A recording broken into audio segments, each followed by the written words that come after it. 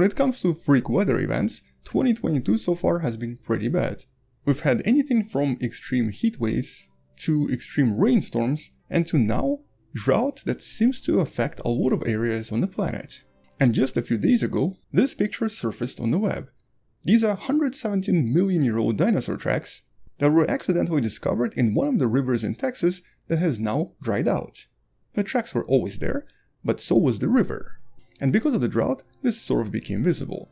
You might have heard similar stories from the last few weeks about various Second World War ships discovered in rivers in Europe, the ships that were missing up until now, and even the discovery of so-called hunger stones discovered in various locations in Europe, which are essentially stones with some kind of a message written on them, kind of indicating that there could be a famine coming because of the drought that seems to be happening. But today, as you can probably tell from the title of this video, we're going to be talking about something slightly different. We're not actually going to be discussing the results of the drought. We're going to be talking about some of these scientific advances when it comes to weather control, or essentially preventing various droughts, or trying to control weather in some other way in order to create sustainable conditions. And the reason I wanted to make this video is because of this article in BBC that was recently published, that essentially once again talks about China, and in this case, it talks about how Chinese authorities are trying to induce rainfall by using a technique known as cloud seeding, something that China has actually become extremely good at. And so today we're going to talk a little bit more about these techniques, the history of these techniques, and more importantly, if they actually work. And by the way, this article is in the description below. And naturally, we can't really talk about weather control without mentioning some of the more ancient history. And here we're talking about various rituals or various unusual things that people used to do in order to, I guess, induce rain or stop rain from happening. For example, many different rituals were practiced in ancient Greece, with many of them specifically for weather control. And many involved either some kind of a sacrifice or some kind of a relatively large fire that would be used to burn something. In slightly more recent times, during the Viking Age, the Vikings strongly believed that the Finnish people were actually really good at controlling weather through various rituals.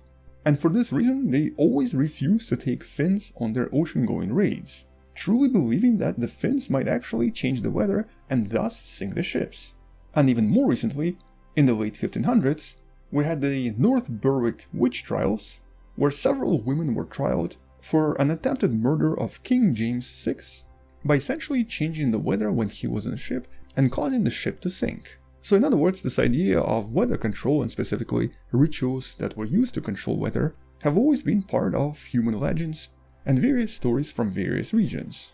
And although the weather control in this case was really more anecdotal and very likely not real, a lot of rituals from various cultures, as I mentioned before, would often use fire. And there's actually something really interesting that was discovered approximately 200 to 300 years ago. During various Napoleonic Wars or during the American Civil War, soldiers reported that every major battle that involved a lot of gunpowder would always be followed by a lot of rain. Something that the United States government even tried to test back in the late 19th century by firing a lot of gunpowder somewhere in Texas, although those initial results were somewhat inconclusive. But this was the birth of that idea that you can technically provoke rain or that you can use certain chemical reactions to try to control the weather.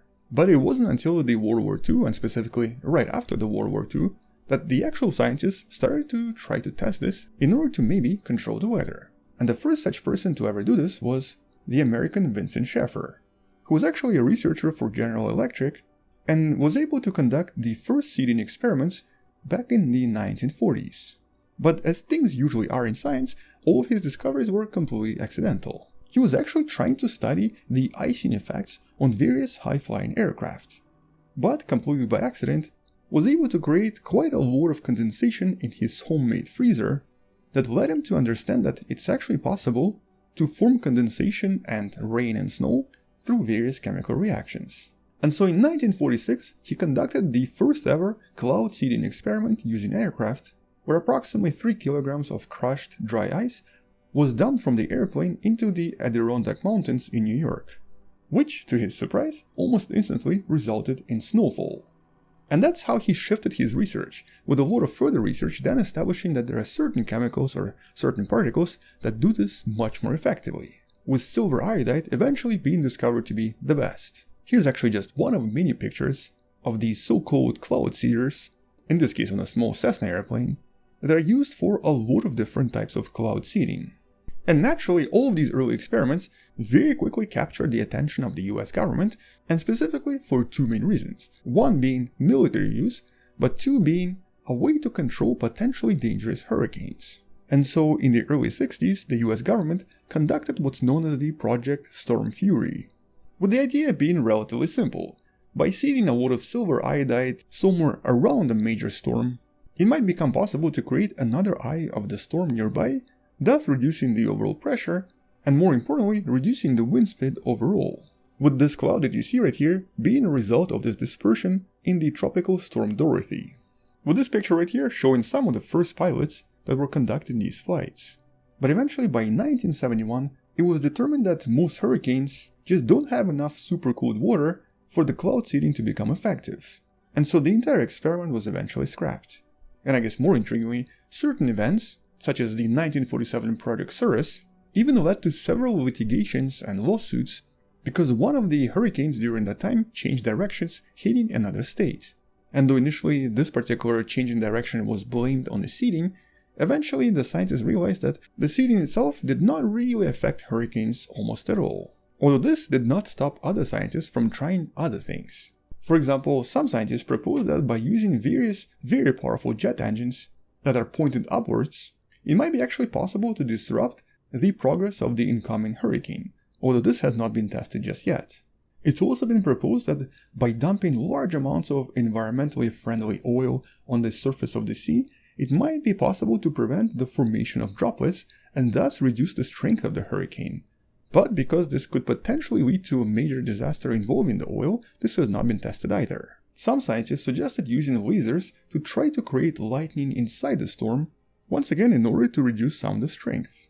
Or cooling down the oceans around a hurricane by pouring large amounts of liquid nitrogen in order to reduce the total heat energy. Both ideas a little bit too expensive and a little bit too extreme to be tested, so nobody ever has. But one idea was tested, using a patented product known as Dynogel. The gel that's supposed to be able to absorb approximately 1500 times its own weight in water. And the idea here was really simple. By dumping this polymer into the clouds, it would then absorb a lot of the moisture from the clouds, which would then result in the storm reducing its total energy because there's now much heavier droplets on the inside, which would eventually dissipate the storm. And this particular idea was tested in 2003 in Florida, with this article that you can find in the description describing what happened. But in a nutshell, there might have been some effects and the storm might have weakened and even disappeared from the radar, but the thing is, the scientists determined that you would require huge amounts of this material, and we're talking about like tons and tons of this material, to be dispersed into the clouds in order to become effective. And because this would have to be done quite regularly, this would result in tons of new pollutants. And so stopping hurricanes is still not something we can actually do. But these early experiments definitively established that it is possible to induce rain and induce snow, with many countries like Thailand and China, of course, kind of picking up the idea and starting their own experiments as well. As a matter of fact, one of the first projects in the world involving some kind of a government trying to create rain was in Thailand. It was the Royal Rainmaking Project.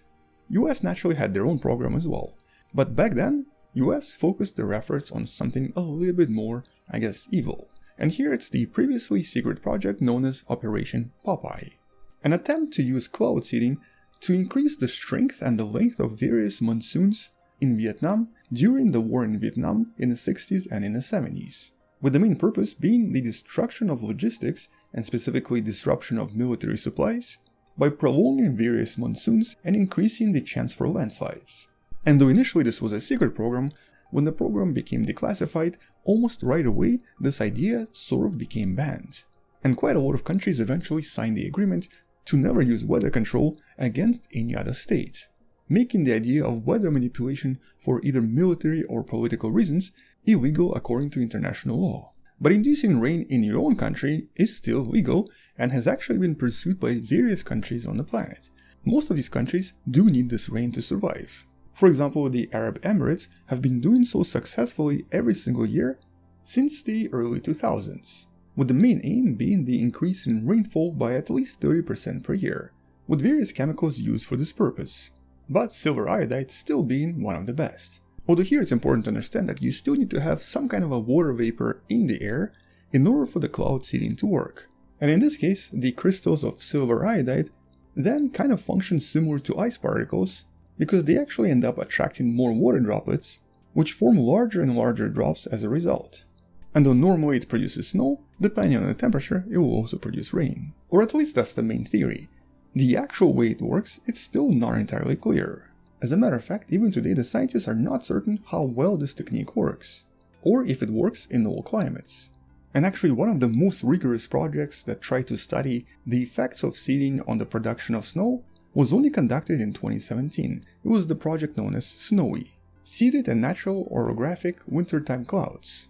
This project was conducted specifically in an area that was not expecting any snow or precipitation, and by conducting several flights and using silver iodide particles spread across this area, the scientists were definitively able to produce snow and thus show that it seems to work. But when it comes to taking these ideas to the next level, it's really China that seems to be doing the most. As a matter of fact, in 2020, they've officially announced that by 2025, they plan to expand the rainmaking capability to be able to cover roughly 60% of the entire country. Or in other words, they want to be able to create rain in most of the regions here. But are they going to be able to do it? Well, here's what we know so far. First of all, in 2005, China officially signed the treaty promising not to use this technology for any political or military reasons. And in 2008, during the Beijing Olympics, allegedly they used over 1,000 different rain-suppressing rockets to make sure that the Olympics were dry, that there would be no rain anywhere. Now it's not clear exactly what they used in those rockets and if it was successful because they did so or because it was just an accident, but that's the fact. They definitely tried to suppress the rain. Then within 7 years, by 2015, they actually had these hail suppression programs and rain-making programs in 30 different provinces, with the total number of employees being over 30,000. In other words, they had the world's biggest weather-making program, employing actual government workers. Several neighboring countries have already expressed concern about this because by basically having more rain in China or less rain in China, all this precipitation can then be taken away from other countries or potentially cause other countries to have more rain. As a matter of fact, South Korea, that has recently experienced absolutely insane rains that have never been seen before, might have been one of the first victims. At the moment, this is just rumors and gossip, but it's been suggested that it's actually because of these weather modification programs in China that suddenly both Korea and Japan experienced some of the highest rainfall ever. China has also used the rain-making program around highly polluted areas in order to try to use the rain to basically wash away the pollution from the air. And it's even been suggested that China has been doing this pretty much every year now in order to maintain low levels of pollution in cities like Beijing and Shanghai. As a matter of fact, not so long ago, China reported launching 16 rockets around Beijing, and the rain followed pretty much right after. And though at the moment they're using this as a success story, in reality we have no idea what long-term effects this is going to have. Or more importantly, what effect this is going to have on all of their neighbors as well. But I think we're going to find out soon enough, mostly because of what's happening in China right now. There's a lot of drought everywhere. A lot of rivers are drying out, the water levels are at record low, and the hydropower reservoirs are not able to produce as much energy as needed. As a matter of fact, a lot of electric companies have been put under a lot of pressure. And because of this, several provinces have now been doing quite a lot of cloud seeding in order to induce more rain. And really mostly for one reason.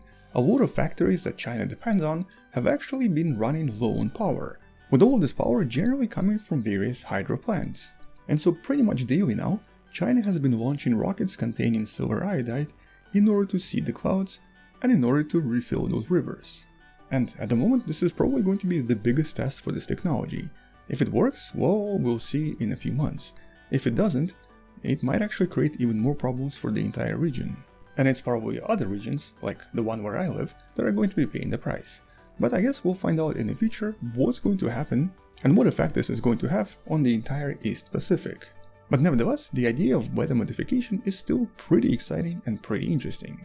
What started as a simple accidental discovery in the freezer is now an actual industry with countries actively trying to modify weather in order to improve the economy, with this particular compound pretty much doing most of the legwork. And so we definitely live in some interesting times. But what effect this is going to have on the rest of the planet, I guess only time will tell. But I guess until we learn more, or until we see some effects from all of this seeding in China, that's pretty much all I wanted to mention. We'll definitely come back and talk more about this in some of the future videos, especially once we learn more about the effects, or once there are new studies discovering something new in the process. Until then, thank you for watching, subscribe, share this with someone who loves learning about space and sciences, come back tomorrow to learn something else, support the channel on Patreon by joining channel membership, or by buying the Wonderful Person t-shirt you can find in the description. Stay wonderful, I'll see you tomorrow, and as always, bye bye.